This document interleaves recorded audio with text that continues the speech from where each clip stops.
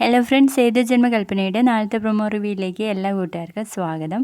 പ്രൊമോയിൽ ആദ്യം തന്നെ കാണിക്കുന്നത് നമ്മുടെ ശ്യാം ആണെങ്കിൽ ശ്രുതിയെയും പ്രീതിയെയും അവിടെ നിന്ന് ഇറക്കി വിടാൻ വേണ്ടിയിട്ട് പറയുകയാണേ. എന്താ അളിയൻ്റെ അഭിപ്രായം എന്ന് ചോദിക്കുമ്പോഴേക്കും നമ്മുടെ അശ്വിൻ ശ്യാമിൻ്റെ അടുത്തേക്ക് അങ്ങ് ചെല്ലുകയാണേ. അവരെയല്ല തന്നെയാ ഇവിടെ നിന്ന് ഇറക്കി വിടേണ്ടത് എന്ന് പറയുമ്പോഴേക്കും അഞ്ജലി എന്ന് വിളിക്കുകയാണേ. എൻ്റെ ചേച്ചിയുടെ പേര് വിളിക്കാനല്ല, അവരുടെ 7 അയലത്ത് പോലും വരാനുള്ള യോഗ്യത തനിക്കില്ലടോ, ഗെറ്റ് ഔട്ട് എന്ന് പറഞ്ഞിട്ട് ശ്യാമിനെ പിടിച്ച് പുറത്താക്കൂട്ടോ അശ്വിൻ. അപ്പോഴേക്കും നമ്മുടെ അഞ്ജലി ആണെങ്കിൽ തല കറങ്ങി വീഴുന്നൊക്കെ ഉണ്ട്. അഞ്ജലിയെ പിടിച്ച് റൂമിലേക്ക് കിടത്തുമ്പോഴേക്കും ശ്യാം സെലിനെ വിളിക്കുകയാണ് കേട്ടോ. അവിടെ നടക്കുന്ന എല്ലാ കാര്യങ്ങളും എന്നെ വിളിച്ച് അറിയിക്കണം എന്ന് പറയുമ്പോൾ സെലിൻ പറയും, അത് നടക്കുമെന്ന് തോന്നുന്നില്ല സർ.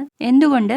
സാറിനെ പുറത്താക്കിയ സ്ഥിതിക്ക് സാറിൻ്റെ നോമിനിയായ എനിക്കും ഇവിടെയുള്ളവർ സ്പേസ് തരുമെന്ന് തോന്നുന്നില്ല. നീ അഞ്ജലിയെ നന്നായിട്ട് ടേക്ക് കെയർ ചെയ്താൽ മതി എന്ന് പറഞ്ഞു കൊടുക്കാൻ കേട്ടോ ശ്യാം.